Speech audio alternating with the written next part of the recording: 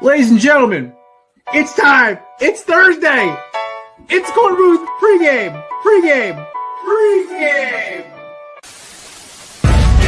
No debate, cause it's all. I'm too official, got the drip, I got the sauce. Bring the proof when it's time to tell the truth. I'll be at the corner booth, find me in the corner booth, yeah. Still standing and defiant. Slay the competition, cause I'm walking like a giant. Bring the proof when it's time to tell the truth. I'll be at the corner booth, find me in the corner booth. Love to see this team add another receiver, whether that's trade or free agency. That's okay. Pittsburgh's the AARP retirement home. There's a bunt record. That person's never going to have to worry about that thing ever getting broken. I hate analytics. I think it's ruined the game I grew up loving. I will do unspeakable things for the Giants to win this rule. Oh, pause.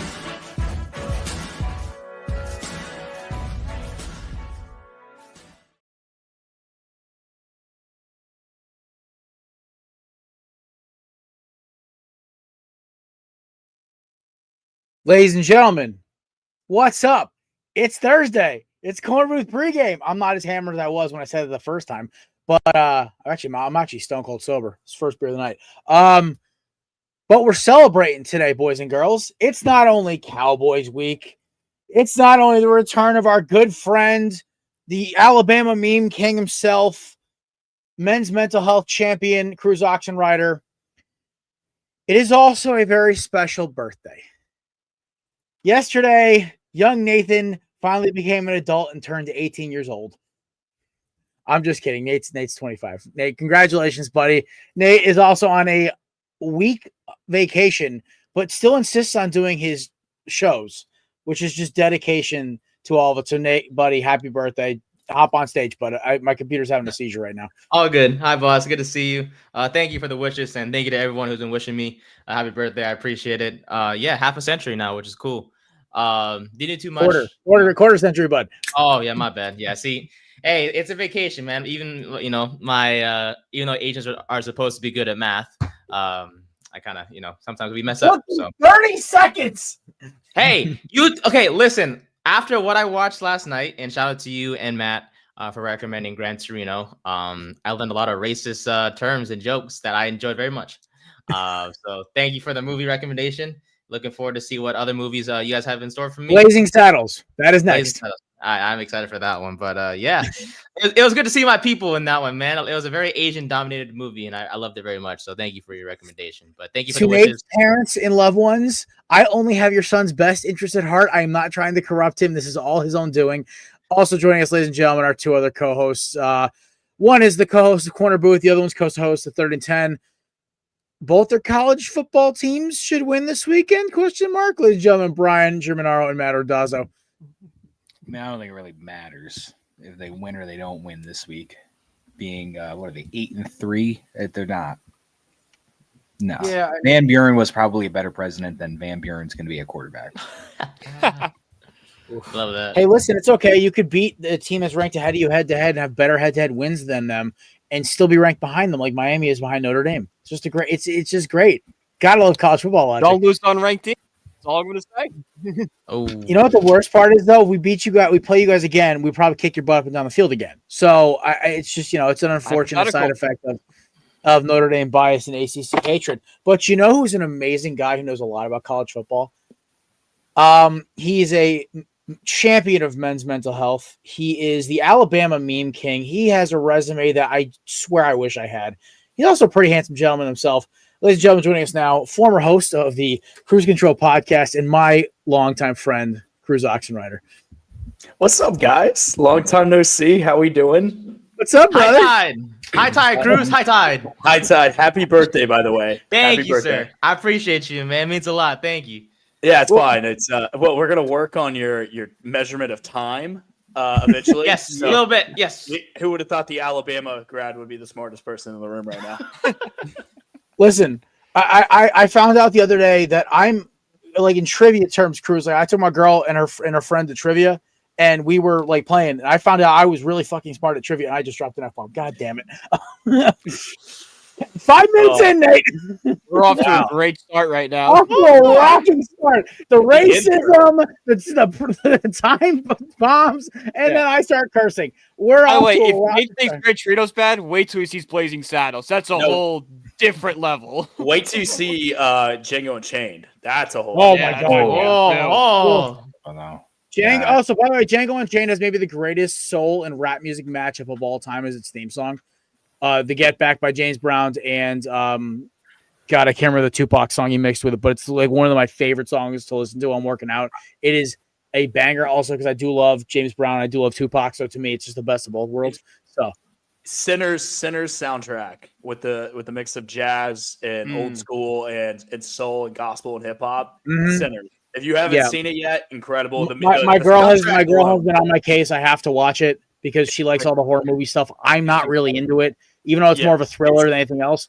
But it's not really a horror movie. It's more like think of like a gangster movie prohibition with a mix of vampires. Like the vampires don't even come into play till I think an hour into the movie. Well, speaking of vampires, the guy who plays the vampire, Jack O'Connell, is one of my favorite actors. He plays Paddy Mayne in my favorite historical drama, SAS Row of Soldiers. So I love this guy's acting to begin with. I saw he's in Sinners. I'm like, I love Michael B. Jordan. Obviously, I'm a big fan of the Creed franchise and, of course, Black Panther 1. So I have to watch the movie at some point. It's just more or less of the fact of I have a list 1.5 miles long, and it's in the middle of it. So, but Nate, we've got a billion recommendations for you. You think my list is long? Nate's is so long, Cruz, you don't see the end of it for about 20 years. Wait, I just want to be sure. I can't say any of the terms from the movie on the show, correct? No. Okay. Blaine will drive out to California, then Connecticut to kick my ass and your ass. Those darn G words yesterday. I'm Jesus kidding. Christ, Nate, stop. I didn't say it. Man, it's playing with fire. One more time, and then you're going in the box on your birthday. You're going in the box. I will do it. Don't Not tempt even me. 10 minutes in, the box is being threatened. Come on. It was a fun movie. I learned a lot of different terms. So I see nothing has really changed since the last time I've been on the show. On our Thursday show, nothing has really changed. Our Tuesday show is a lot more buttoned up, and we're a lot more like. Yeah, it's because we don't do Tuesday shows. That's why. No, Monday. Shut up, Matt. Monday show. Sorry, it's been a long day. Okay? Yeah, we're off to a great start. Let's go. It's like last week I said, this isn't an upset, so I'm going to preface this now. And then you're like, all right, it's not an upset. It doesn't count. It's like, no, I just said it doesn't. Also, I just got some news on Lane. Text it to me if you want me to read it right now. Sure. So Lane Kiffin's wife is currently in Baton Rouge right now. Just left a wife's it is a 1 second. Let me read it. Oh, good news. This is why we can cruise on. So right here it says Lane's ex-wife and Landry were at a women's booster club meeting, sitting at a table with Jeff Landry today. This is not a rumor. There's now video that's getting ready to come out. And so Lane has family right now. His ex-wife is in Baton Rouge. They have a meeting tomorrow with the university. So Keith Carter for Ole Miss, they have a meeting tomorrow. And tomorrow is when they're getting ready to announce a decision for Lane Kiffin. Rather it be he leaves, there's no buyout, and he's gone. Like he's not going to coach Mississippi State or the Egg Bowl or the playoffs or anything. He re-signs a new contract for Ole Miss, and then they just keep rocking and rolling going into the playoffs. Or there's a third option where he can either let them know that he's going, can still coach the Egg Bowl if he wants to, but he is not going to be allowed to coach the playoffs and then leave. That option's off the table. That is what it was just texted to me by someone who has followed the situation very closely. And, so we have breaking news on the show. We have breaking news on the show from Cruz Oxenrider. Dude with a sledgehammer, to start the show. Well, actually, funny enough, as we just spoke, the video went live. It says right here. So Lane Kiffin's daughter spotted at LSU Women's Booster Club earlier today in Baton Rouge. This was posted about 15 minutes ago. Woo! And shout out to SEC Unfiltered for posting the video. So I want to make great sure show, by the way. Even if you're not an SEC fan, obviously like me, I actually watch, especially when Cruz is on. So Yeah, Chris Phillips does a great job there. But so he's been following that situation very closely. It's been kind of crazy. Oh, there's a video right there. So they are, yeah. Oh man, I can't wait for when Netflix calls Brian and I for surviving Brian Kelly, and then we can talk about Lincoln. Oh man, I mean that's crazy. That's a true crime podcast if I've ever heard one. It really is. One man robbed millions of dollars from big big college football programs his entire career, and stole accents in the process, and killed a kid. We make that joke at least once a week. It's kind of like a broken record at this point. It's like Kevin's mom jokes. They just really never get old. Oh, I miss Kevin. Kev's doing good, buddy. I'll fill you in on him later off air, but life is good for Kev right now. All right. Well, let's get into some football. Ready to talk. Hell yeah, you guys got me for a while. I got nothing going on tonight. This is like the first Thursday night I can remember in a very long time during football season that I have no obligations. I just got done being on the road for 20 straight days. So I'm back home. I'm in my studio. Mac is laying right next to me. I got a cherry cola Celsius that I'm rocking right now. And then but yeah, you guys got me. So let's get into this. So I got to ask you, Cruz, and we have to address the elephant in the room. I'm just going to get out of the way, rip the Band-Aid off early so we can enjoy ourselves the rest of the night. How are you feeling after Saturday, man? I was hurting for you and Kevin, Bon, and Vinny, and all my boys. Like, how y'all doing? I wasn't shocked by the outcome. I was shocked by the aftermath of everything. Like it's almost like the sky is falling for some people when it's really not. We still control our own destiny. You win Saturday, or you got Eastern Illinois coming up. Jimmy Garoppolo and Tony Romaine walking through that door, so we should be fine. Or Sean Payton, for that. Thank you. And then, oh my Lord, yeah, and then of course you have a massive showdown at Auburn, Iron Bowl. Look, Auburn.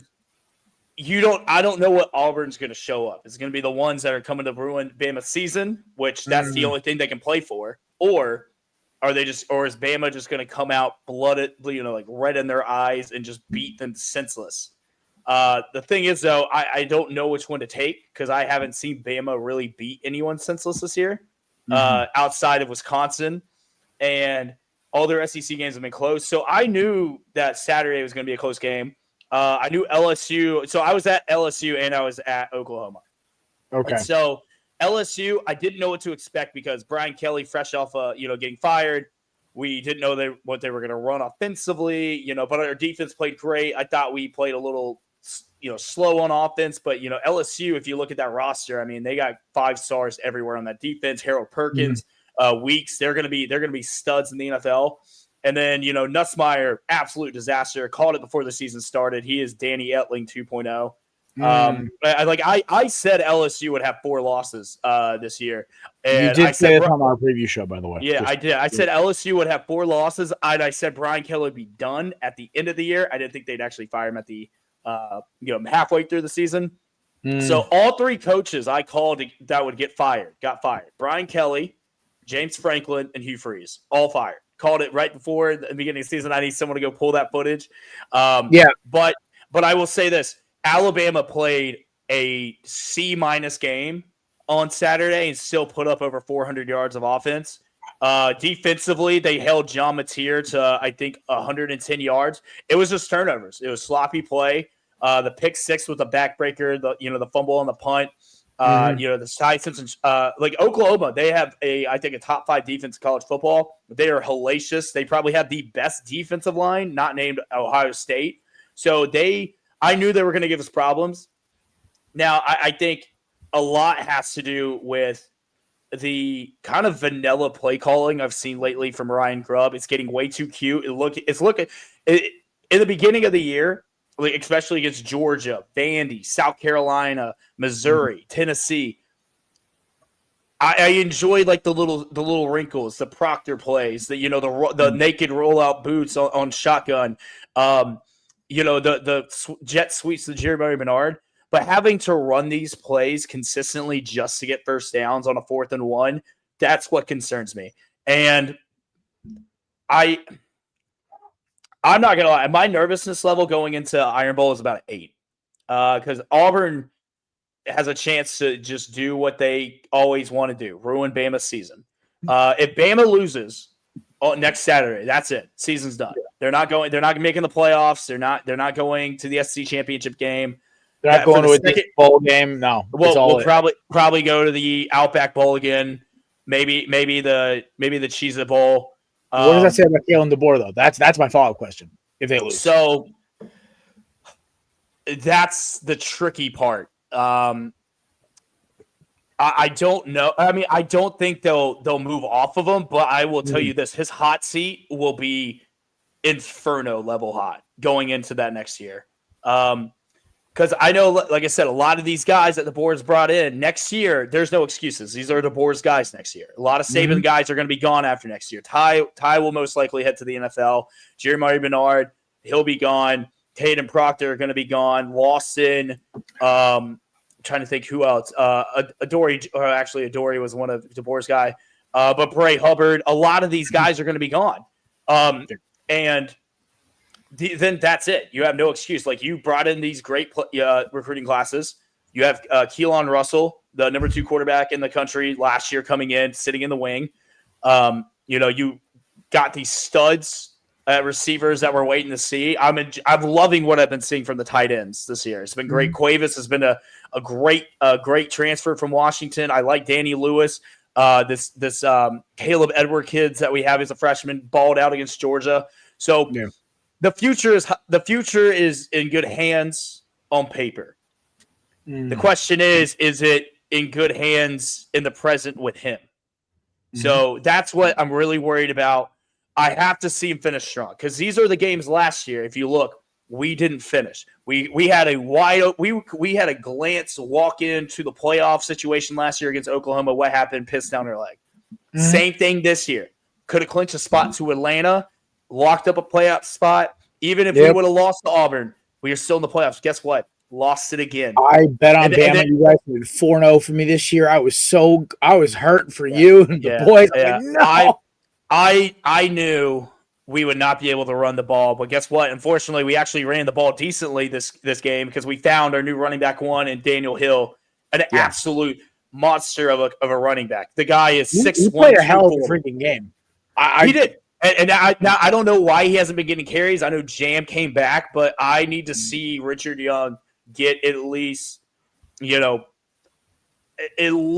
like 20 carries. I need that. I need to see it. But like I said, we got basically a bye week coming into Eastern Illinois. We've already started game planning for Auburn. No disrespect to Eastern Illinois, but we know it's at stake. This is their paycheck. This is their paycheck for the year. Yeah. And then so you take care of this game, you win, you go to Atlanta, and now, barring a absolute blowout, like we're talking like Ohio State, Wisconsin, like in 2014, 59-0.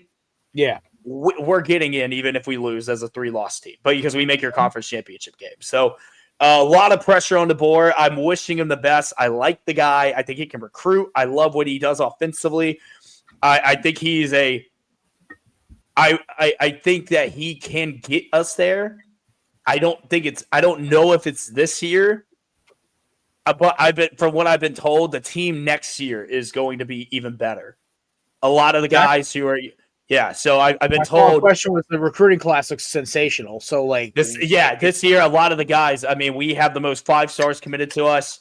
Our freshmen that are starting this year, like I'm telling you, Michael Carroll, top 10 pick in 2 years at offensive line. DeJohn Lee, the second coming of Richard Sherman, a 6'4" corner. Are you kidding me? And then you got guys like Lazier Brooks. Looks like Jalen Wallace 2.0. You got guys like A.K. Deere, who looks like he can be an absolute burner. So, I mean, future is bright. I'm hoping that we do not have to stumble, because getting to the playoffs, even if you don't win it all, is a great building block for next year. And that's my Bama rant.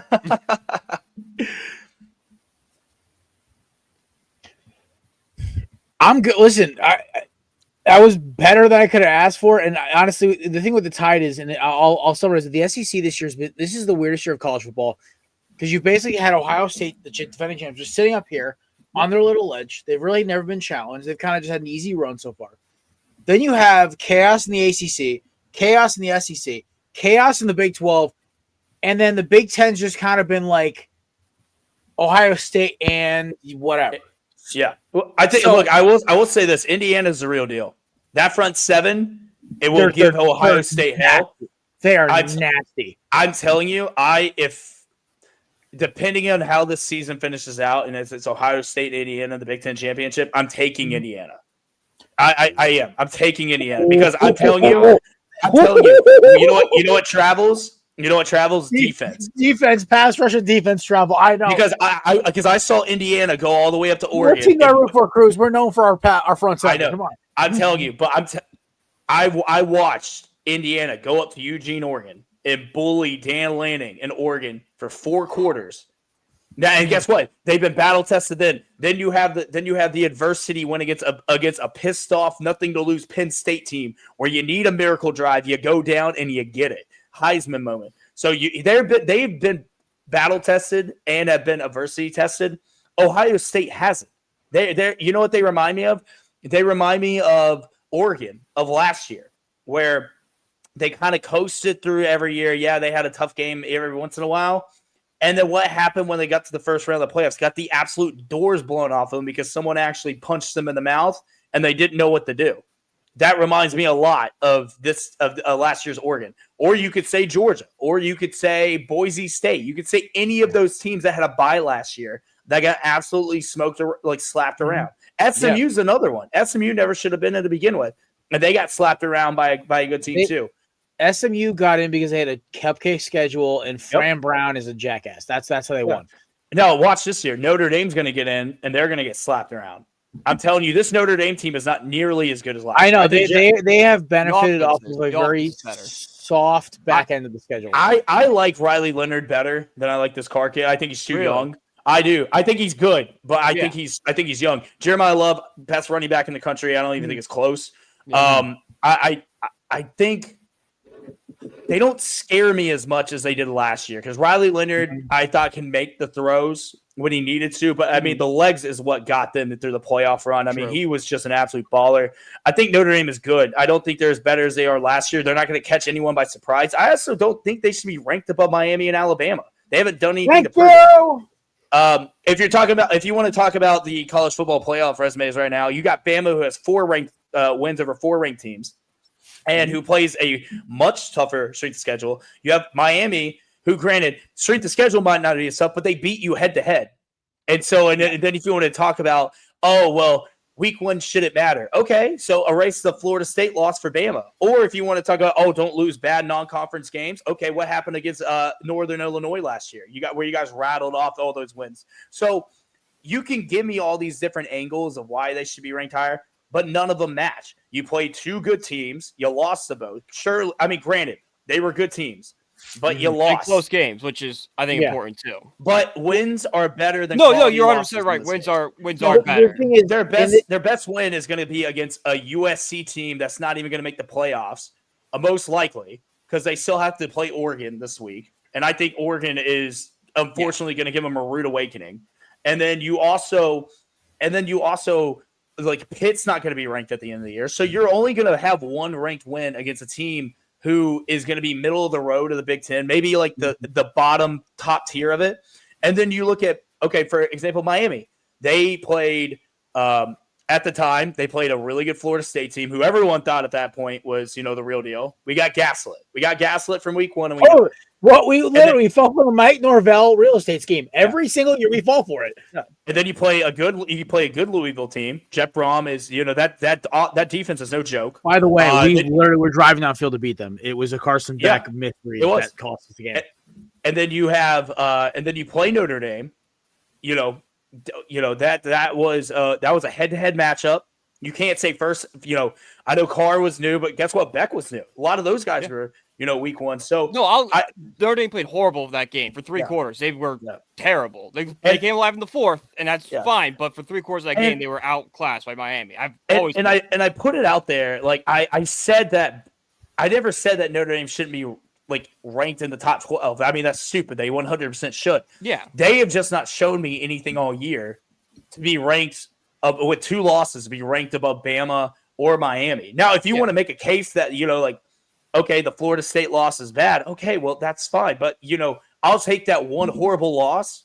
If you give me 4 ranked wins in a row, one of which was at Georgia.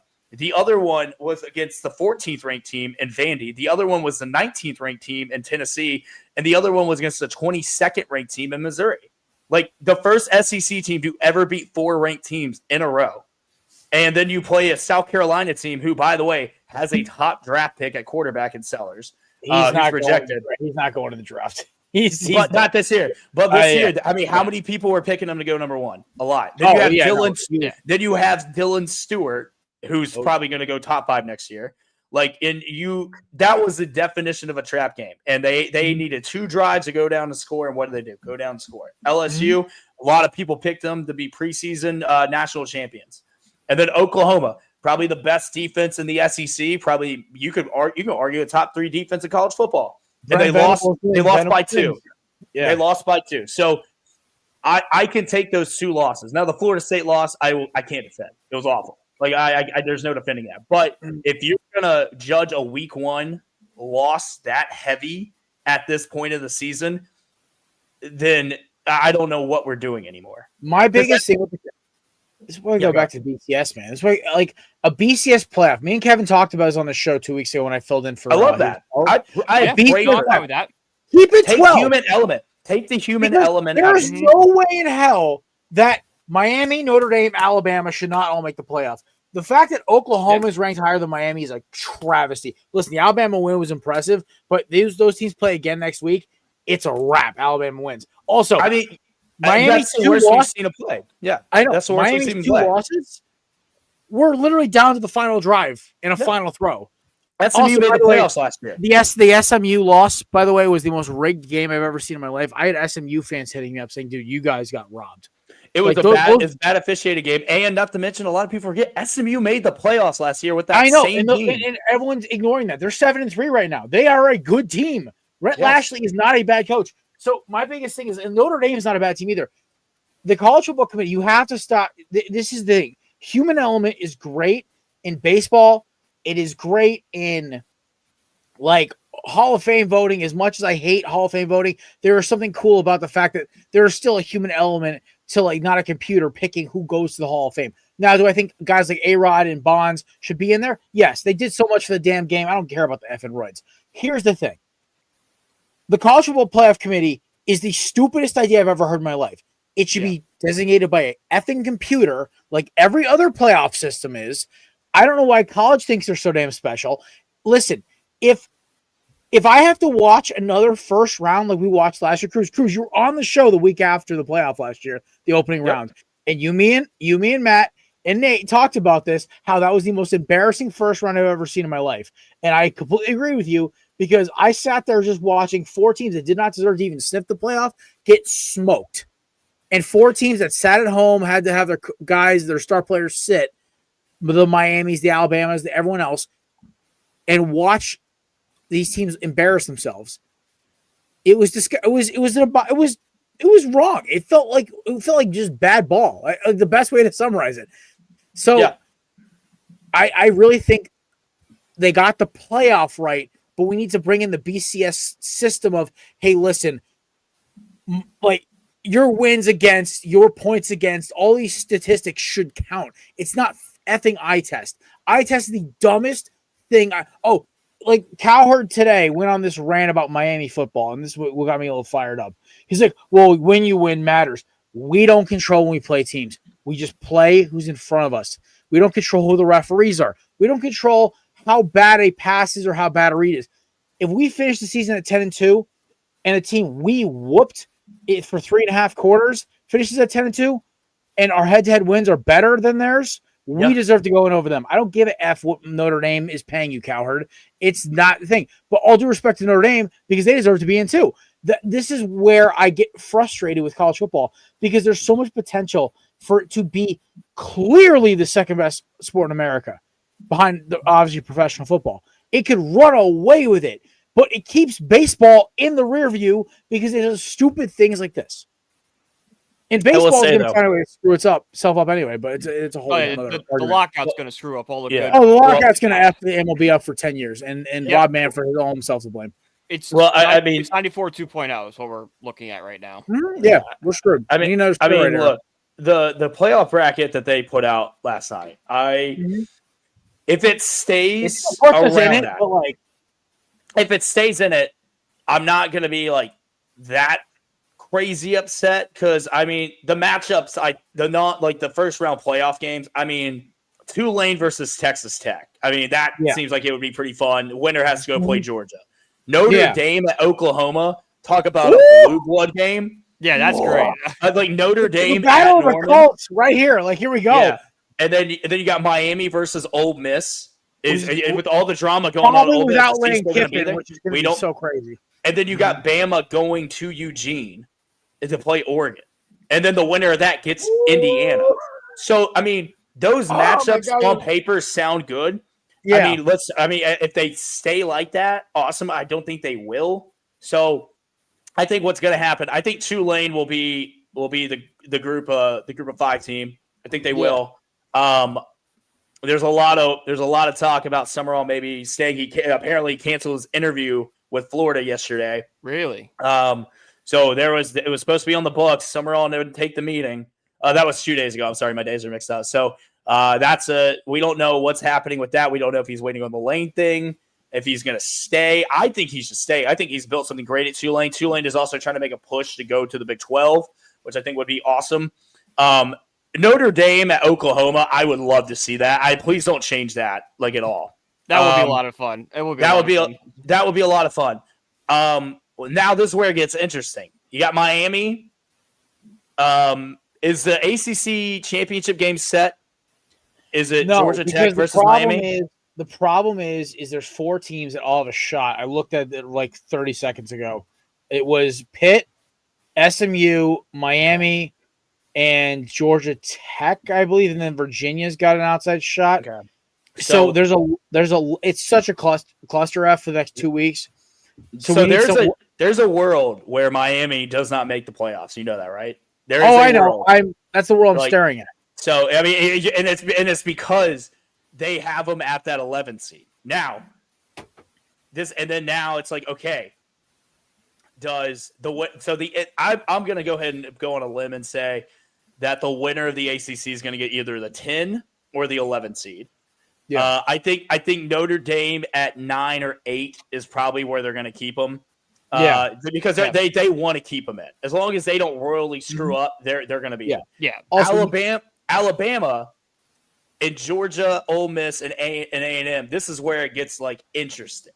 So if Bama wins and they go to the SEC championship game and they win, that's going to kick Georgia out of the top 4 because Bama has the head-to-head against them. They might have a better record, but they'll be the SEC champ and they have the head-to-head.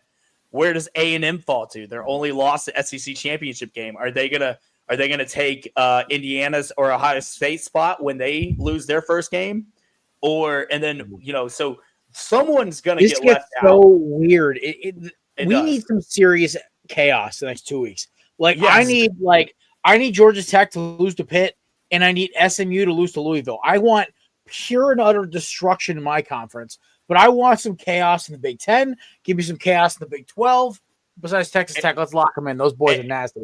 Well, here's the thing. There's Texas Tech, BYU, and Utah are the 3 teams up for grabs right now because right now the first 2 out are BYU and Utah, and there's a conference championship game. What happens if Texas Tech loses? Okay. It's been a couple weeks and my brain's been fried. It's been a long 2 months for me. Texas Tech? No, Utah beat BYU, right? Or BYU beat Utah? BYU beat Utah.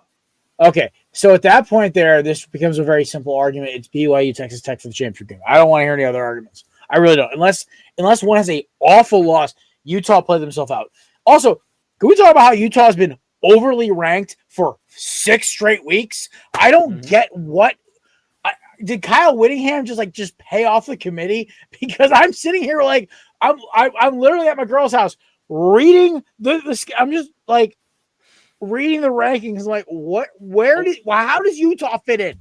Well, She doesn't follow college football. She doesn't know, but Utah has lost to Texas Tech and BYU, so they've I lost. know. So I don't That's know. why they're Well, I out don't. to me. I don't understand.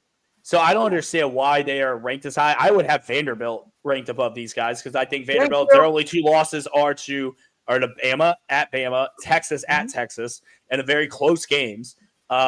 And like, don't let the score fool you in that Alabama game. Like, we scored a garbage time touchdown. Yeah. Now, this is how it can get. Oklahoma plays Missouri this week. If Oklahoma loses to Missouri, Oklahoma's done. They're out. That's 3 losses. Even though they beat Bama, they're out. So that clears up a spot.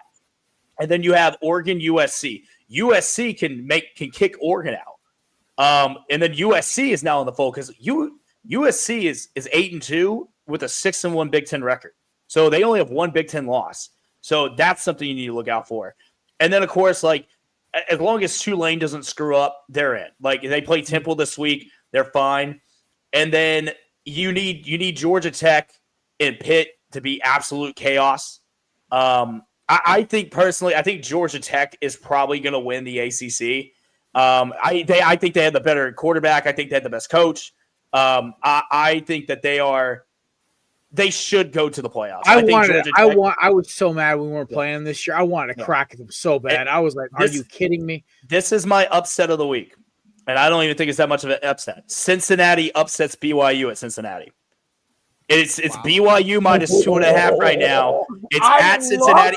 It is an 8 o'clock game, blackout. I'm telling you, that is my and look, Cincinnati is a good program. They play tough. That is my upset of the week, is BYU going down to Cincinnati. That is amazing. I love it. All right. We have talked so much college ball. It's only fitting we actually It's only fitting we just steer into it at this point. So, ladies and gentlemen, let's crack a 6-pack presented by our friends at candidips.com. Promo code Belly of 20 for 20% off. As a former dip person myself, there is no substitute for Candidips. It is the best substitute for tobacco products. As somebody who didn't want to see the fallout, jury's out. Chewing tobacco is bad for you.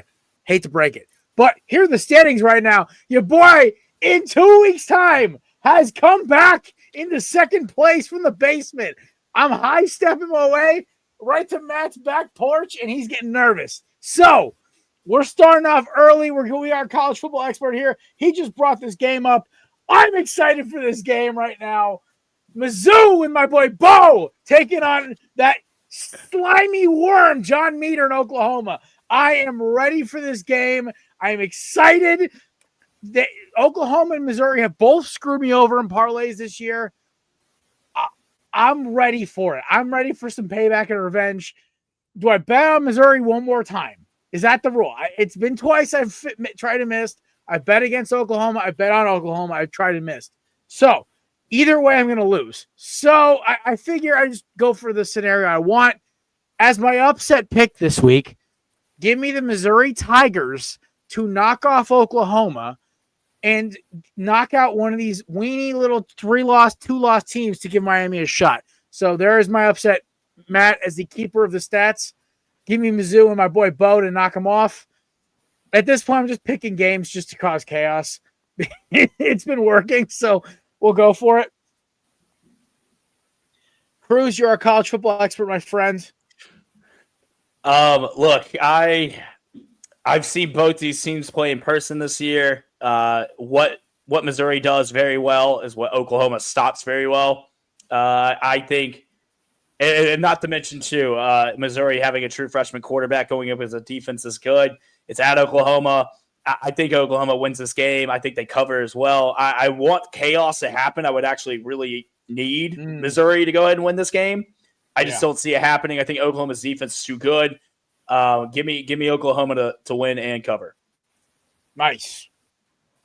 So this is your upset, Maddie. Jared? Yeah, it's my upset. All right. Nate, we're missing a game with 6-pack banners, by the way.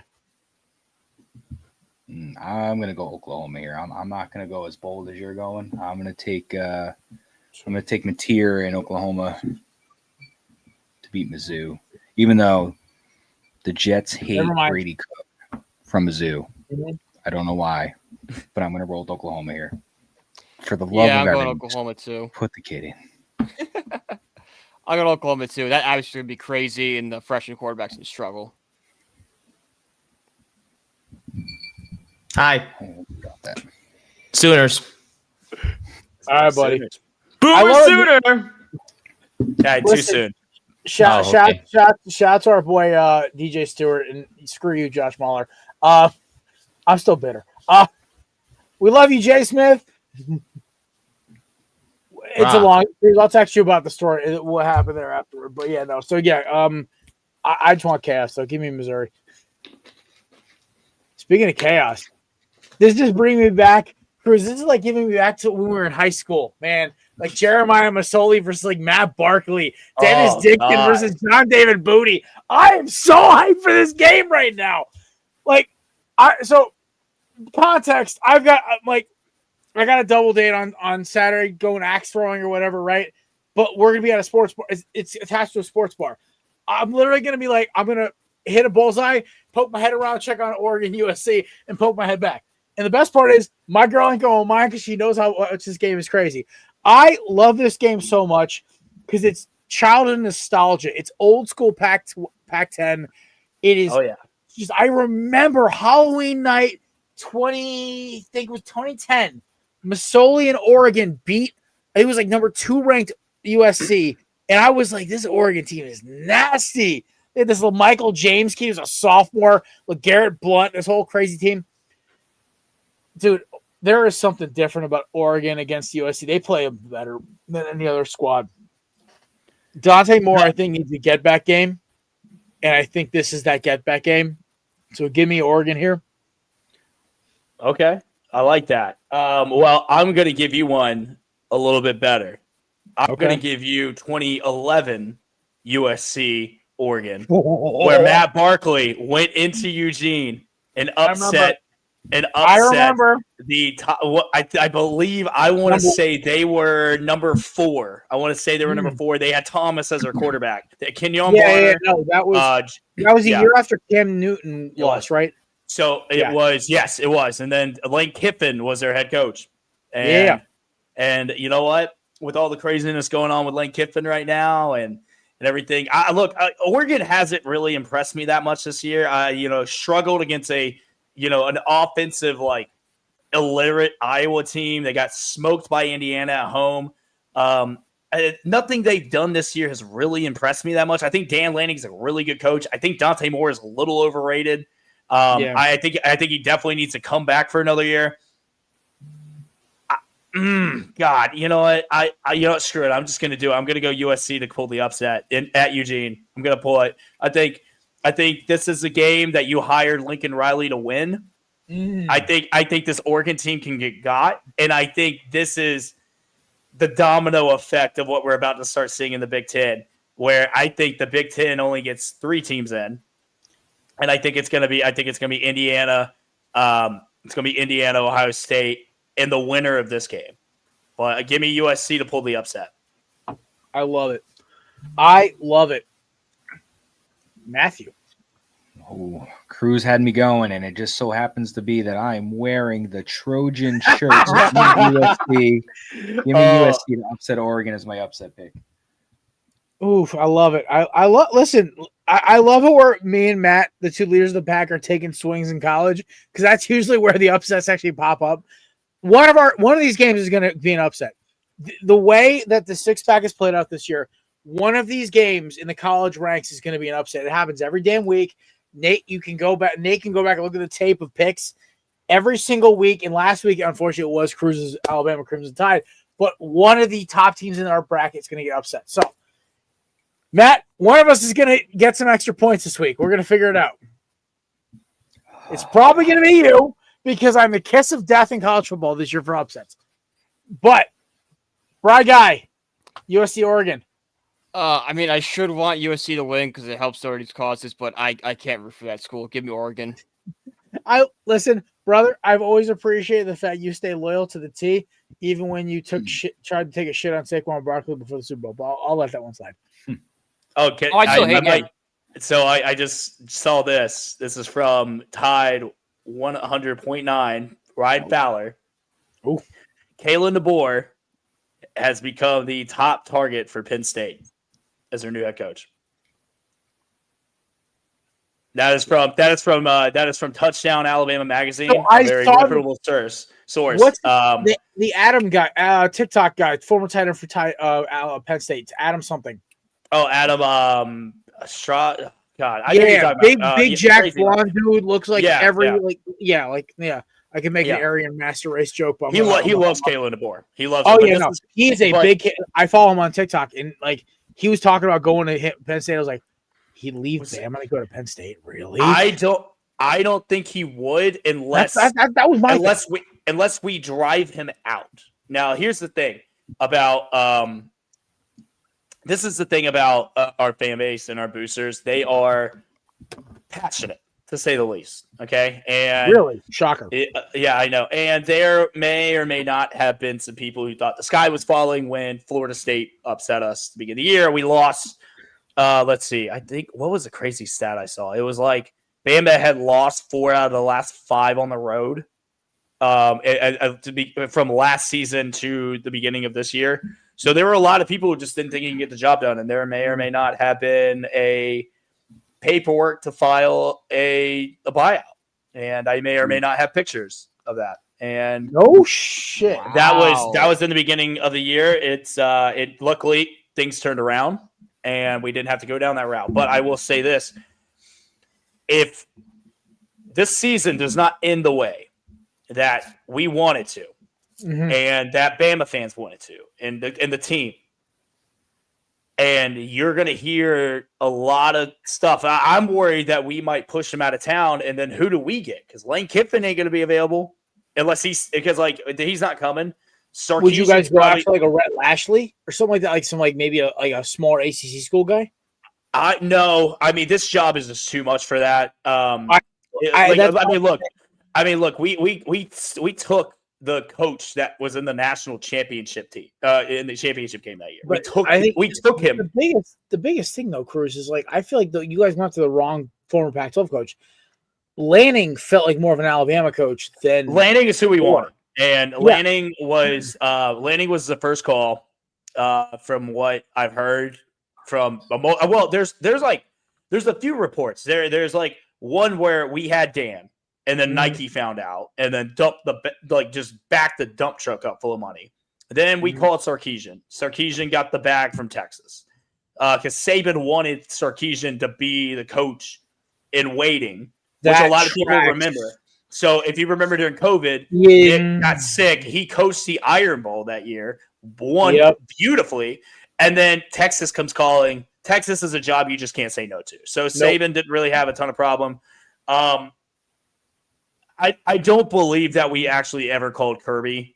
I don't know. I don't think Kirby would ever leave. That's like calling your neighbor's wife for a go on a date. Weird. I think if Kirby would ever leave Georgia, it'd be for an NFL job. Because I think Kirby's an egotistical maniac and wants to do something that Nick couldn't, and that's win in the NFL. So I think Kirby would do great in the NFL. I think he'd be on Giants. Brian, New York Giants, Kirby Smart. At this point, why not? I mean, as you said, we're not going to the college rank. Atlanta Falcons would be. Oh, Falcons, yeah. So that would be the one team that Georgia fans wouldn't, curse his name for leaving if it was him, because 90% of them are Atlanta Falcons fans. And then who I wanted, who now, if this actually, unfortunately, I don't see it happening, but let's just say that the 5% it does. I want D'Amico Ryans. You give me D'Amico Ryans. You give me a Bama alum, All-American, pre-Saban, by the way. We're talking Shula days. A guy who believes Crimson. So if you look at the Houston Texans, a lot of Bama dudes. Will Anderson, Christian Harris, Haddon Mechie. You got dudes. Look, C.J. Stroud ain't what everyone thought he was going to be. He's not. I knew that going into the draft. Like Bryce Young was better than him in college, better than him in high school. He's better than him in the pros. That's who. And it's becoming obvious because you can't tell me C.J. Stroud doesn't have help. Like put C.J. Stroud on the Panthers roster, they're probably a 2-win team again. At least Bryce is getting it done. Now, would he leave the NFL to come to college? Because that's basically asking you to pull a Saban again, like leaving the Dolphins to come to your alma mater. But man, you talk about recruiting down south, and you talk about recruiting at Alabama. Like, you have an Alabama All-American at your head coach, and he's he's energetic. Coaches and players would want to play for this guy. I would write a blank check to him. I don't want another college guy. You go get me a D'Amico Ryans. You go get me go get me a Sean Dion Hamilton, who's coaching up at Detroit right now. I mean, you get me an NFL guy, and you make them say no. And because the only college guys who could come in here and actually, I think, do something at Bama would be Kirby Smart, which he's not going to leave. It's Steve Sarkisian. He's not going to leave. Marcus Freeman, that could be an interesting one. I actually wouldn't mind Marcus Freeman at Bama. Honestly, you're not EU. I don't even think you get like a guy like Mario to leave. Mario's got to like figure out how to finish. Mario would sell his house the next day if he got offered the Bama job. I doubt he's Miami blood, man. Where did he cut his teeth at? Steve Wilkes, please. He cut it. He was with Nick Saban. That's the most successful he's ever been, was coaching on our staff. Now he won 2 national titles in Miami, man. Like, he's born in Miami. Like, that's different. He won 2 national championships coaching at Alabama.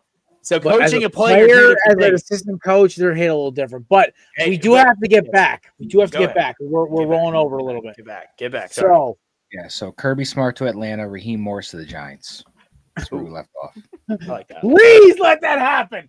Come on. Give me another decade of domination. You think you're funny, huh? You think you're funny, huh?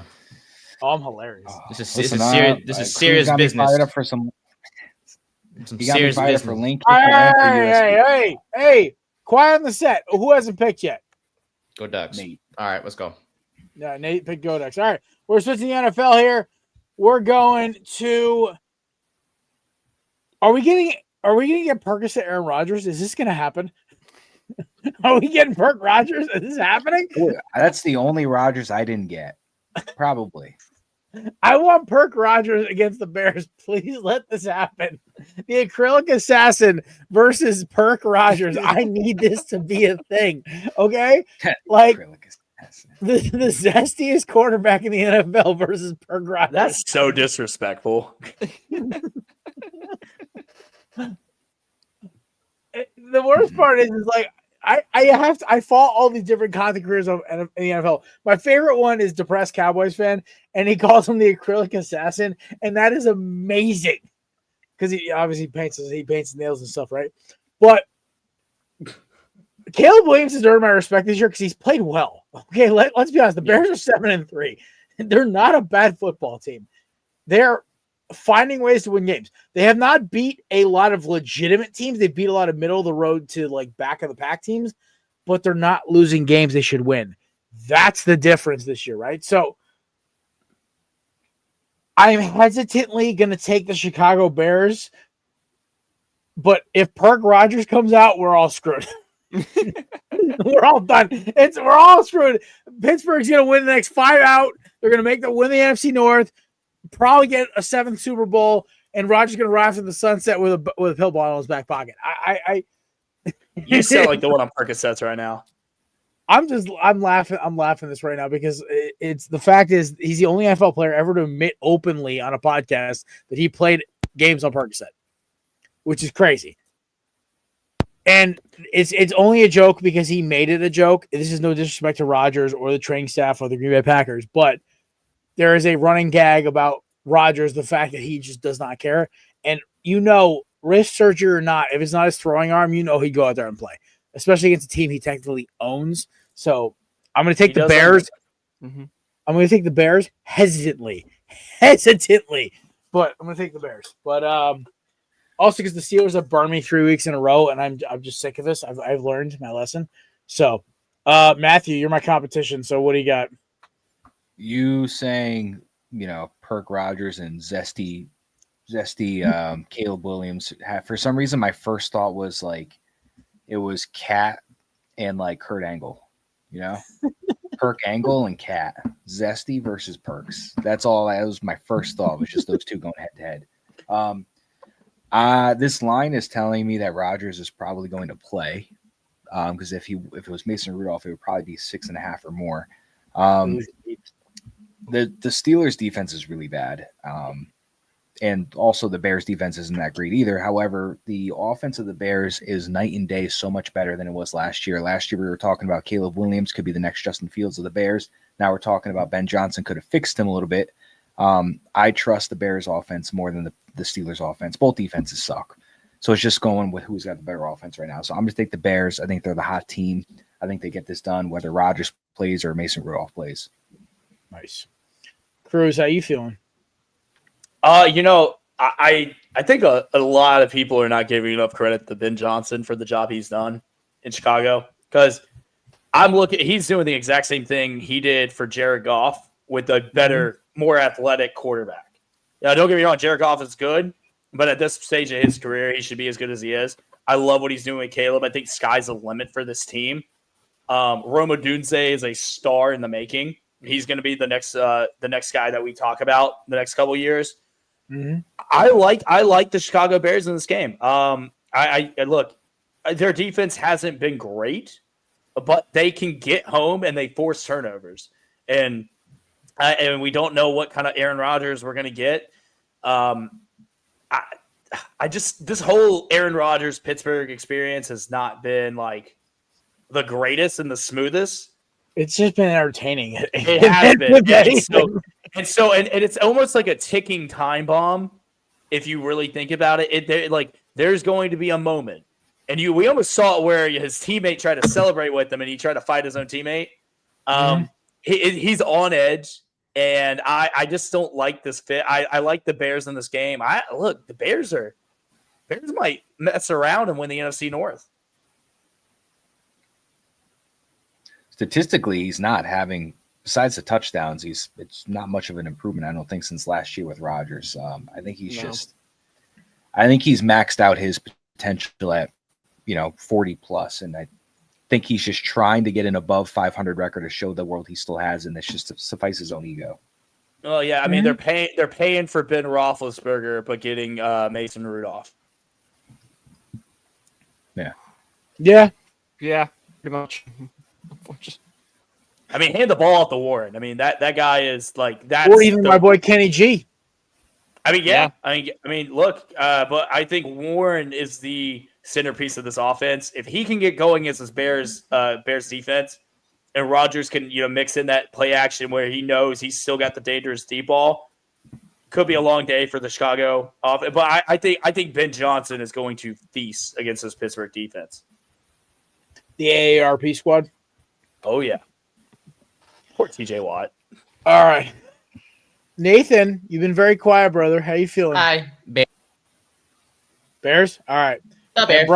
Bry guy, who you taking? Yeah, the Bears, too. That Steelers secondary is so questionable. Bears. The Bears.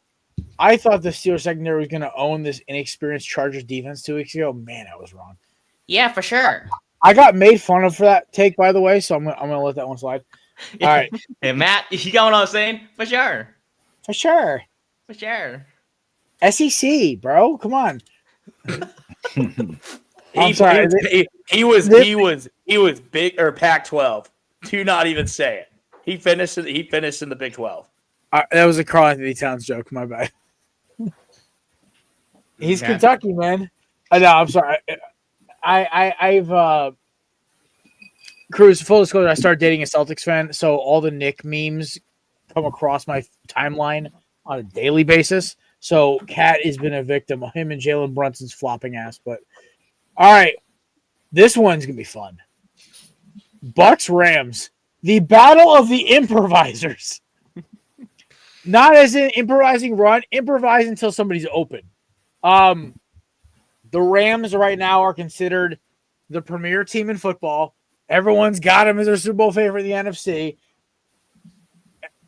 And my favorite part about all this is if Seattle's quarterback kicker wasn't just ass, this whole conversation's different. The Bucs put up a decent fight against the Bills last week, but the problem is they literally are more. Their injury report is longer than the Odyssey, so I don't know how to summarize this other than that. Like, do the Bucs have a chance of beating the Rams? that's my question, boys. Like, how we feeling? Brian, I'll let you go first. You've been very quiet today. I mean, I think they do. The Rams did not impress you last week. 4 turnovers, but just barely stuck by. I think the Bucs could take this one. And Stafford's 2-10 on Sunday Night Football in his career. So I think the Buccaneers have this one. So, Brian, that could count your upset pick if you want. That's my upset's Buccaneers. Hell yeah, brother. All right. Matt, how you feeling? I've gotten like 4 sleeper notifications since we started the show that Baker was questionable and then he was healthy, back to questionable, back to healthy. I think Godwin's coming back. I think Bucky Irving at this point is trending like he might play. They're getting some guys back. Never mind. Nate just said no. Sorry. So Sean Tucker. That is why Sean Tucker was just claimed off our waiver in our league by Nate. That makes sense now. I picked him up today. I need a Sean Tucker is pleased with his performance tweet. I mean, Sean Tucker looked good last week. Rashad White's been holding his ground too a little bit, but Godwin come back will be big for them. So Buccaneers are 6-4, and this is a must-win game if they want to kind of keep those just hopes of just Baker going from an MVP season down to 6-4. I'm going to take the Bucs here. I think this is a must-win game for them, and I think Baker could squeeze this one out. Similar to the other week when the Bucs, Bills or whoever they were playing, they're on a 2-game losing streak. That was a must-win game for them. They got that done. It was Buccaneers they played. They had to get that one done. So same thing for here, just different team. I'll take the Bucs in a must-win game to outlast the Rams. Nice. Nate Dogg. Yeah, so there's a report by Mike Florio saying that there's a non-injury issue that's tied to Irving right now. That is part of the reason why he's not expected to play Sunday in LA. Good thing I traded him. There is something a little bit concerning, though. It is right now inside information, but it's basic. So to keep the story short, it's something's wrong with Irving to where he's not going to be back anytime soon. So it's going to be, it's not injury related too, from what we know. Well, we hope he's okay. Off the rip, we hope he's okay. Yes, that is correct. With that being said, I'll keep it short for myself as well. Give me the Rams, please. All right, no. You said please. I don't know. No. Oh, it's me. Yeah, it's just you, Chris. Oh, no, I'll keep it short too. Rams. I think they're the best team in the NFC right now. I think they are. I think Stafford's went back and found a time machine to go back to the Detroit level. Matt Stafford, he's playing great. I think they're the best team to beat. No offense to your Eagles, but I think LA right now is playing the best. Now, I'm not saying they're going to win the NFC. Calm down, but I think we're going to see the Eagles and the Rams in the NFC Championship. It's okay. Game. We just own real estate in Sean McVay's brain, so it's great. Wait, who do you have again, Jared? Is it the Bucs? I took the Rams. Thank you, sir. Well, I never actually picked, but I was just like, you know what? Like, I'm going to take whiny little weenie boy, Sean McVay, and let him in his perfect little lifestyle. Girlfriend. How he's I his wife now, but I despise that man. Oh my God, is McVay going to retire? Dude, he's freaking 35. Let him coach for 5 years. Holy crap. Like, he's 40 by now, no? He won one effing Super Bowl, and everyone thinks he's God. It's like, calm down. Holy crap. I mean, he was God as soon as he got there. His first 6 games, he was the genius. I love the whole McVay coaching tree thing. I love how every single candidate has failed miserably. That's my favorite part about it. It's not, I hope those guys' careers retire. I mean, rebound. But, like, dude, like, I love the sensation that was fueled over Sean McVay's one Super Bowl win that he'll probably never recreate, and it's really funny. Are you being petty? Because he's not petty. I own real estate in his backyard. Why do we be petty? I just hate it's maybe the tush push shit and the fact that he said after winning the Super Bowl, oh, if we beat them, we wouldn't have won the Super Bowl too. Now, Washington. I'm so glad this is going to be the last year of the tush push. Me too. Same. We are all happy, Cruz. Dude, no non-Eagles fan likes the tush push. Okay, correct. Now I understand I don't give a shit about the tush push. I just want to win. I don't listen. There's the old line. It goes, they don't ask how, they ask how many. If we win the same amount of games by just doing like halfback dives with the middle of Saquon Barkley or Tank Bigsby, I don't care. It's just like I love that it annoys. I love that it annoys other fans. Yeah, he did. I love it. I heard him last year by John Ross. You know what, Jared? Actually, I love that you just said that because are you telling me that your O-line is so good that you don't need Saquon Barkley and you can line up Tank Bigsby? He did drop a buck. He did drop a $120 on the Giants last It's week. not saying much. The worst Giants. run defense in Are the you league. fucking kidding me? Nice. No cursing. I didn't. I didn't. I said Giants. fudge. I didn't say. I said fudging. But that's the Giants. Have you seen our run defense? We are one of the worst The in five the of league. us could run for 100 yards on the That's like- Giants all right right, now. that's like Well, Giants. I gotta. I'm telling you, that's a terrible. That no, I'm gonna whatever. Let's put the plug in that one. All right. The Giants. I will say this. Our offensive line has been very shaky this year due to injuries and due to inconsistencies. And dude, I swear to God, one of them's got to be drunk because that's the only way I can explain it. But we're moving on. It's okay. On the next week, I'm going to Belichick the hell out of this and say, listen, we're on to Dallas's cowgirl ass. Oh, wait. Here we go. Oh, shoot. Now, maybe it's because I literally heard What's My Name by DMX, our playoff song, while I was cleaning my room before. Maybe it's because I heard Freeways, What We Do Is Wrong, another Philly anthem.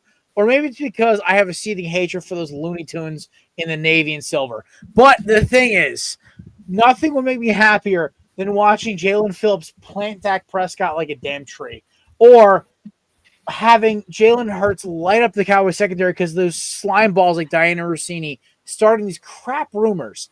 Because, I don't know, maybe Jalen just stiffed her for an interview a couple years ago, but the way she goes to the Philadelphia Eagles is almost hilarious.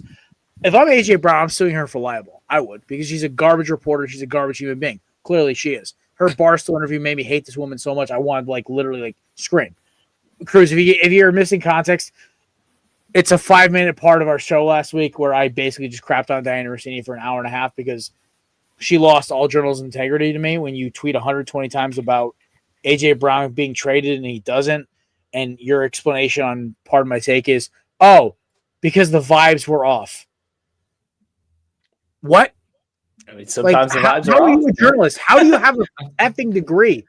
Right, you don't disagree with vibes, man. Vibe checks are real. Oh, Sometimes listen, the I love vibes are vibes. off, The vibes man. don't affect people's contracts, people's livelihoods. And AJ Brown, as you and me both are as well, is a champion of men's mental health. So I defend that man. That's my Pookie Bear. I defend him like an absolute animal. And I want Diana Rossini banned from any Philadelphia Eagles game for the rest of her life. And her husband should be ashamed as an Eagles fan for letting her do that, even accepting that shit. I'll have to go back and watch the interview. I haven't seen it. I also wore a suit while I did it. I don't watch any or consume anything Barstool anymore since Yeah, obviously. I'll definitely check it out just for you though, just so I can have some content. I'll send you the clip on TikTok where she just made an ass of herself, and it just made me so mad. I was just like, how does this woman have a job? What is AJ Brown to you? What is AJ Brown's a Pookie Bear? He's a Pookie Bear. And the fact is, shout out to my girlfriend Katie, because now she has referred to AJ Brown as Pookie Bear, and it's hilarious. That's my boy. I love it.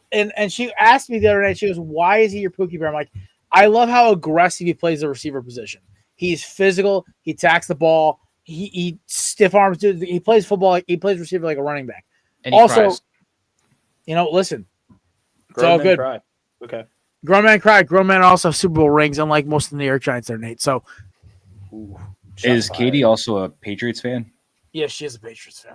Oh God, what a Oh boy! And you guys have the atomic bomb recipe between you two with football. Well, her father made a joke about how we'll see. He looked at me and goes, "We'll see you in the Super Bowl." I was like, Oh, dear "Yes, God. sir." No Nope. more. I mean, Drake Sundays Neighbors make me and Jalen depressed. Hurts. That's a combo, man. By the way, thank you for leaving off the Saints game this week because Buddy. honestly, Sundays make me sad. Buddy, Thank you. listen. Me too, Bruce, me My too. love for Kellen Moore and my obviously our friendship that's spanned the last 5-6 years. I don't want to put you through that or myself through that, so I'm going to leave that off. I appreciate that. I just Thank you. realized that the 4 of the 5 here all have teams that are 2-8. Hey, high five, everyone! Let's go, Brian. Yeah, Matt. Yeah, Cruz. Yeah. Ah! Jared, screw off. How's When you winning? combine all I think Oh yeah. So here it is. all of our wins. Screw Dallas. Go Birds. Go Birds, dickhead. That's my pick. There we go. Oh, I love that meme. That's my favorite. That one or the kid just giving that Vikings lady hell after the Go Bird. Yes, That was good. It's the best I video. showed my father, who used to be a Vikings fan up until this year, who's now an Eagles fan. I've now converted both my parents and my sister to be Eagles fans. This is a Philly house now. There's no. Listen. I love it. It's like a cult in this house. It's God, then the Eagles, then everything else. So my father, who abandoned the Vikings for a lot of reasons, but he goes, yeah, I'm gonna be an Eagles fan. I showed him that clip. He just started laughing. He goes, this is what I signed up for. I'm like, yeah, Dad, you're an Eagles fan. That's what happens. But yeah, so I'm going Go Birds. Matthew, he doesn't know pain yet. Wait till he has to suffer. Then he'll regret it. Oh, he's been a Vikings fan since the Tarkenton days. He suffered most of his life. Never mind. He's more broken than I am. All right, Maddie, Cowboys, Eagles. I got really no explanation here other than I'm just going to go with the Eagles here. I trust every aspect of the Eagles more than I got the Cowboys. So give me Philly to win this one. Very nice. All right, Nate Dogg. Not me. You're going to pick the Cowgirls? You're damn right I am. All They're right. called Cowboys. Okay. Yeah, no, not. They call it the All Cowboys. Right, Bry guy. Give me the Eagles. Even though the Cowboys remade their defense, it's still questionable. Give me the Eagles. They beat the Raiders. They beat the Raiders. That's like fighting a JV team. Yeah, they beat the Raiders. They added a below-average linebacker and a great defensive tackle, but it's not going to. That means success. I mean, look, Quinn Williams is going to help tremendously on that front line, but they still got secondary issues. The secondary, they gave him almost 250 yards to Geno Smith. That's terrible. Well, the Eagles center's name is Brett Toth, and they're not going to have Lane Johnson. Actually, Cam Jurgens is playing this week there. Fine. It's okay. Go Dallas. Yeah. Beef Jurgens back. Eagles in a blowout. I don't think it's close. Dak will put up his garbage time numbers like he normally does. Eagles in a blowout. I don't think it's close. I think because there's a lot of reports coming out of the Cowboys receivers being at the casino till 2 a.m. before the game, breaking curfew. Hell yeah. Don't get me wrong. I love Quinn Williams. I like absolute monster. It will be a really nice centerpiece for the defense for years to come. But there's nothing on Dallas that scares me with how good this Eagles team is. I think Eagles right now, I don't think we've seen them play their best game yet. I think this team is kind of like, hey, we're kind of waiting for what was going on last year. I mean, they have the best front seven in football. I think there's just going to be too much. I think Dak will still get his garbage time numbers like he normally does. He's great for fantasy. He's great for daily, but he's not great for winning these kind of games. Give me Dallas in a blowout. Or I'm sorry, no, Philly in a blowout. Philly in a blowout. Not Dallas. Philly. So there you go. Rah. There we go. All right. Last one. One more game. Ooh, I can't hold on. I'll be back in a second. I'm gonna say, yeah, he has to. Oh God, this game is. I can't wait. I might even skip watching the Saints game to watch this game. You should skip any Saints game. Well, no, we played the Falcons. We played the Falcons this week, so it's there it is. Multiple TVs, what you need.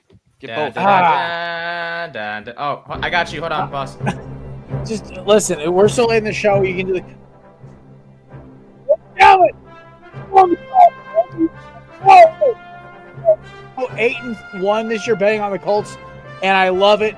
I am all here also because there's a bet I have with DJ Stewart of Hilo Sports where if the Colts make the Super Bowl or make the AFC Championship game, he has to walk around in a Daniel Jones jersey with this fedora on that I used for my Indiana Jones costume this year for Halloween. He has to wear it around the fantasy football convention next year, and I am so ready for that. So give me the Colts to win. Jonathan Taylor's the MVP. I don't want to hear any other slander than that. And watching KC burn is like music to my ears. So there you go. Wow. Look, this game's going to be incredible. You got two storylines going on. You have clearly the team no one saw coming this year, the Colts. Jonathan Taylor should be the MVP, at least offensive player of the year. And then you have Kansas City, who, if they don't win, I mean, this virtually kind of ends their season, especially with Denver and LA. So, look, when you push a team that is as talented and is as coached with Andy Reid and the quarterback that they have against the wall, and all they have to do is get through you, I'm taking them. Give me the Chiefs to win this game. I think Indy. But this will be the first of the two matchups we see of these teams. They will play again in the playoffs. But Kansas City right now is a desperate team. Normally they kind of sleepwalk through this point of the season, but they haven't been in this position in a very long time, especially under Mahomes. So I like, obviously, any day of the week, I'm going to take Patrick Mahomes and Andy Reid over Daniel Jones and the Colts. But I think this game is going to come down to who has the ball last. All right. Matthew. I agree with everything that Cruz is saying. So you got the 5-5 Chiefs. I don't really see a world where the Chiefs aren't in the playoffs, whether that's winning the division, whether that's making the wild card. And for them to do that, they're going to have to start winning, and they're going to have to start winning now. They can't lose this game and go 5-6 and then just fight and win out at the rest of that time period. I'm going to take the Chiefs here in a must-win game. Like Cruz is saying, their backs are against the wall. Things are going to get desperate. I think they're going to find ways to pull through. So it's going to start with this week. So give me the Chiefs. All right. Bright guy. Yeah, give me the Chiefs. The Chiefs defense is only allowing 100 rushing yards per game, so I think they might be able to contain Taylor. And then you got Daniel Jones who's coming back down to earth. Give me the Chiefs. All right. Nate Dogg. Chiefs. Was that Mickey Mouse like getting squeezed in a vice grip? What the hell was that? Huh? All right. Cruz. I already gave my pick. I said Chiefs. Oh, that's right. You did give your pick. Holy crap. I forgot that was the last pick. All right. So you're right. What's the word? Lone wolf? Yeah, lone wolf. Yeah, I'm lone wolfing for the Colts. It's okay. I'll tell DJ I'm lone wolfing. All right. We'll get to upsets and gimmies real quick. Then we'll hop into Thursday Night Football. Also, by the way, my picks for NFL got the girlfriend seal of approval. By the way, she's 5-3 this year, picking my games for me, so we're good. Look at that. Yeah, right? Listen, she's pretty good. She's better than you. Oh, hurtful. Hey, the truth hurts. Two of her three misses were the Chiefs, though, because she's a fan of Travis Kelce for his fiance, obviously. But is he dating someone? Oh, I don't know. It's some singer, some country singer. I sent her one of those videos on TikTok. I was waiting to catch a shotgun shell for that one. I was like, oh my God. She's not a Swiftie though, thank God. She enjoys her music. But all right, upsets and gimmies. Matt and Brian and I all have upsets in the 6-pack. Cruz, of course, you're the guest of honor, so you get an upset and a gimme. I believe your upset already you took was you said I said Cincinnati was going to upset BYU at Cincinnati. BYU right now, 2.5-point favorite. I like Cincinnati in this game. They play good defense. BYU, this is a really tough spot. You know, it seems like every year we look at BYU and they have these games where they look like they got a road to the playoff or, you know, the Big 12 championship, and they fall short at the end. I feel the same way about this team. I haven't understood the hype about BYU all year. I think Texas Tech is a better team. So give me Cincinnati, and then my gimme of the week. I think it's the gimme of gimmies, dude. When I tell you, you will probably lose money betting on this game because of how much of a gimme it's going to be. Gimme Georgia minus 44.5 against Charlotte. I was going to say, maybe take Texas A&M over Samford, which the line doesn't exist. You could also say Alabama. Well, actually, the line for Alabama doesn't exist. But if you want me to give you an actual game, Vanderbilt 8.5 over Kentucky. Ooh, okay. And then NFL, give me. And this isn't me being a homer or anything like this. I truly think the injury to Michael Penix being out for the year, Raheem Morris out, like basically coaching for his job. Give me the Saints to cover 2.5 against the Falcons this week. Yeah, screw Michael Penix. I kind of like that action. I was thinking about taking the Saints anyway because the way our boy Chris Lipoff throwing the ball last week, looking pretty good as your starting quarterback. Look, they haven't. Obviously, this isn't the season everyone thought, but if you go back and you look at their games, besides 2 games against Seattle and in New England. They have played pretty well against their competitions. They've already beat Carolina with Bryce. They beat the Giants with Scadaboo and Dart with the 10-point lead. They're a feisty team that's probably going to be drafting in the top 5. I think this team is too good to get the number 1 pick because they're going to win games that they shouldn't.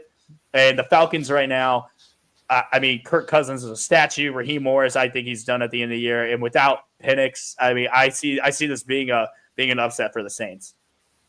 You mean Michael Penis, right? Yes, Junior. Don't forget the Junior. Yes, that's Junior. Yes, sir. That's true. All right. My gimme is giving Miami over Virginia Tech. If it was a night game in Blacksburg, I am terrified of this. But it's at noon.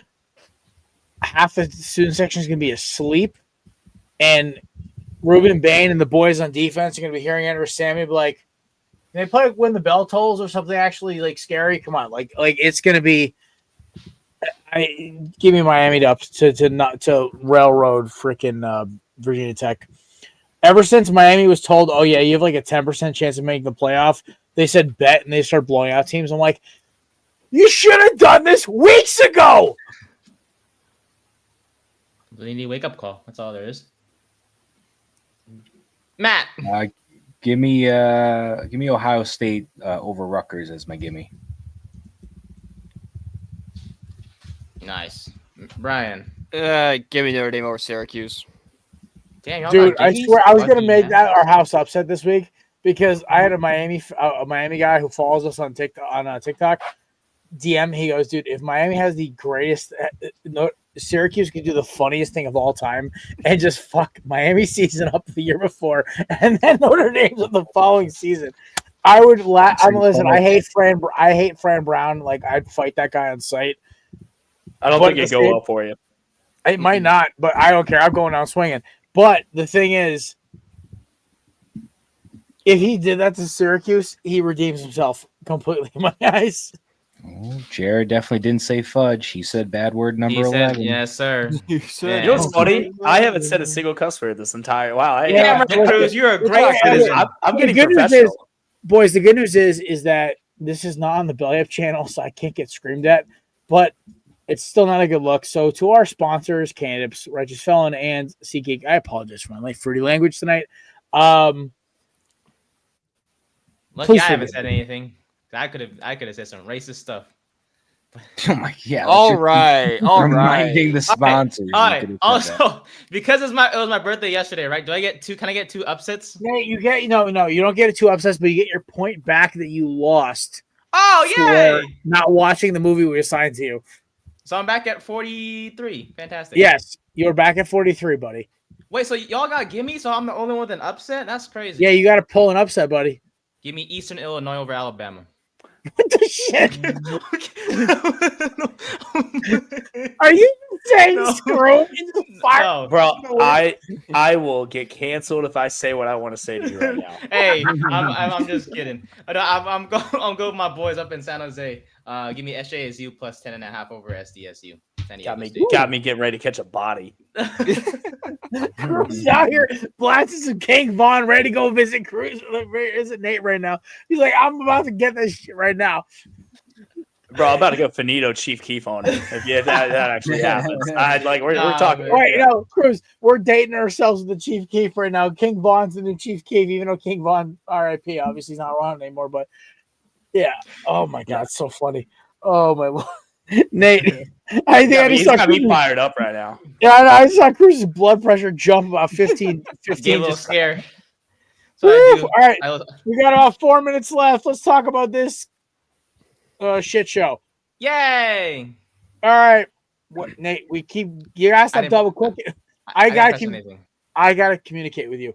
Okay, let's approach this the logical way. Does anybody have the Texans winning tonight? No. Long neck Davis Mills? No. Oh, hey, what that neck do though? Yeah, you never know. Yo, Nate, stop! I didn't say nothing. It's the implication, Nate. Nate, your parents are gonna literally blame me for everything, and I'm not looking forward to that conversation. I want to see Davis Mills' parents. Where did he get that neck from? That's what I'm saying, a good question. Oh, his uncle's Mike Glennon. Hey, where's Glennon, man? Davis Mills' parents. What do they look like? He's related to Mike Glennon. He has to be. All right. Let's rephrase the question. Do you see a scenario where the Texans win tonight? Josh Allen being turnover prone, Will Anderson and Christian Harris, causing him mayhem, and then obviously like Derek Stingley playing his game. I don't see Davis Mills offensively being able to keep up with Josh Allen. Is this game in Houston or is it in Buffalo? It's in Houston. In Houston. Yeah, Josh Allen in a dome on turf. Yeah, that's a no-brainer. So give me Buffalo. I'm gonna go Buffalo by 2 scores.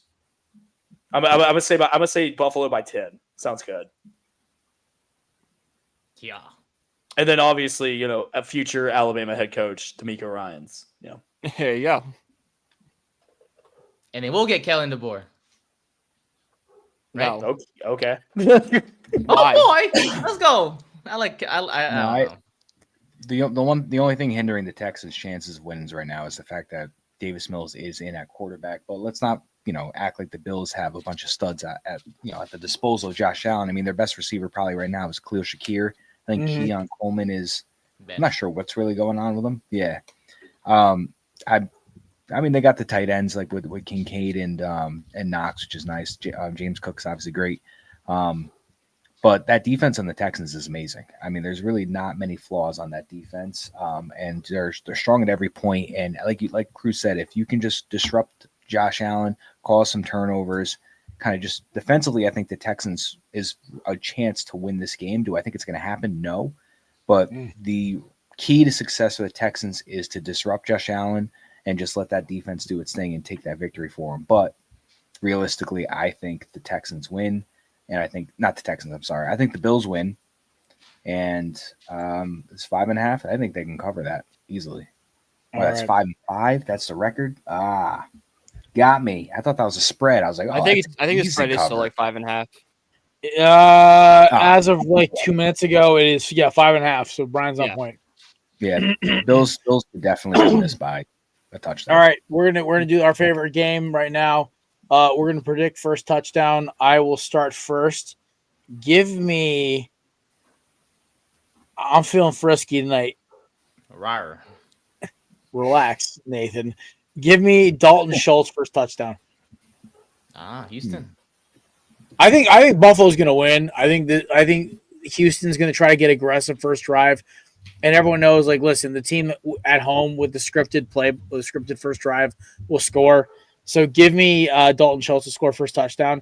If you want me to get really frisky, obviously I would love James Cook. He's on my fantasy team, but give me Bills defense and special teams to score the first touchdown. We're getting really, really wild out here. Damn, that's a good one. My realistic first touchdown, I'll say ball at the 1 yard line, little QB sneak. Josh Allen finds his way over the goal line to score the first touchdown of the game. You want me to get a little spicy on you? I would say Derek Stingley picks off Josh Allen, takes it to the house. Wow. Exact on the money. I like give me Dalvin Cook. Or, I'm sorry, James Cook. James Cook. Sorry, not Dalvin Cook. Wow, that was a deep pull. Give me James Cook. First touchdown, and I'm gonna say he catches it. I'm gonna get a little spicy with that. I'm gonna say he catches that out of the backfield, takes it in. I'll go with Shakir first touchdown. Tyrell Shavers. Ooh. Who? Number 14. University of Alabama alum, by the way. There you go. Nice ball. Go. Hell yeah. He was unfortunately he didn't work out for us, but he was great. He was great afterwards. Yeah. All right. Number 14 in Buffalo. Who needs Stephon Diggs? Jeez. All right. Well, ladies and gentlemen, that basically wraps up the Korner Booth Podcast pregame tonight.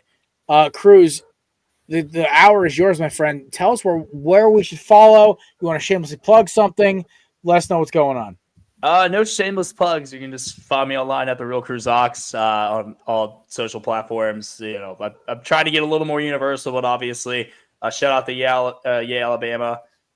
Donate to the NIL, and then obviously follow Back Then Sports, your new daily sports nostalgia page for every sport. So we're getting towards the end of the college football season, NFL bowl seasons next.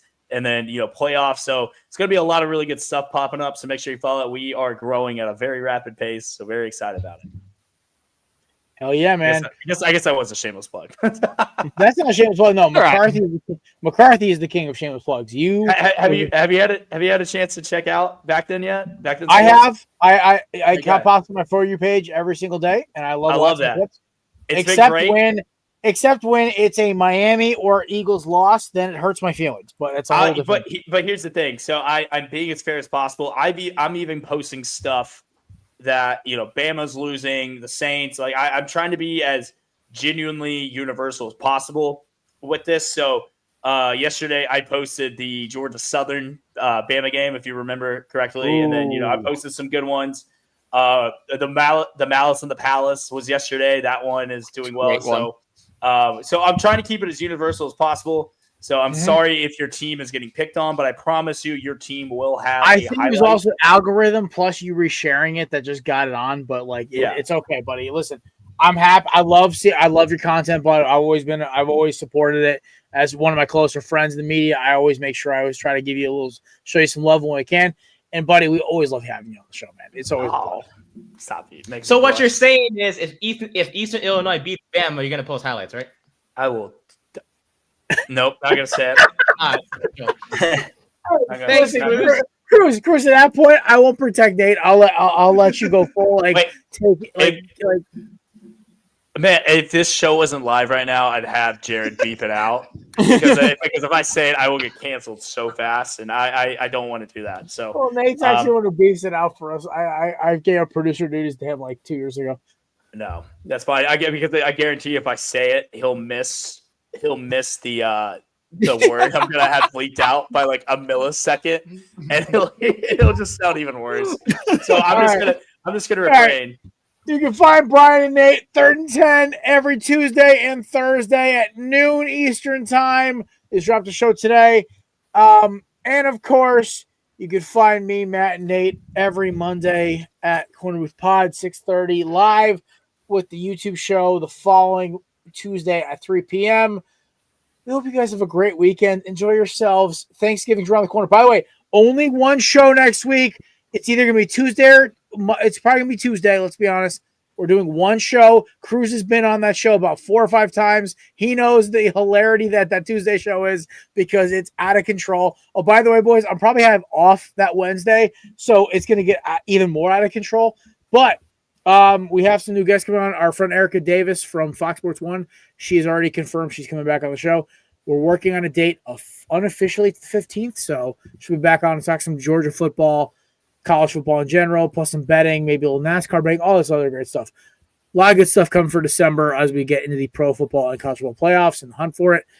Have a great weekend. We'll see you for our Thanksgiving special on Tuesday. Enjoy yourselves, folks. Peace.